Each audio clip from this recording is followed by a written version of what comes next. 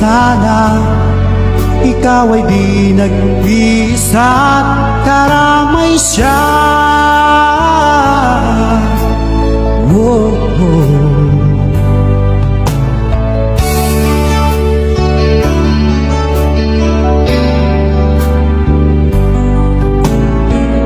Ang ibon sa kaparangan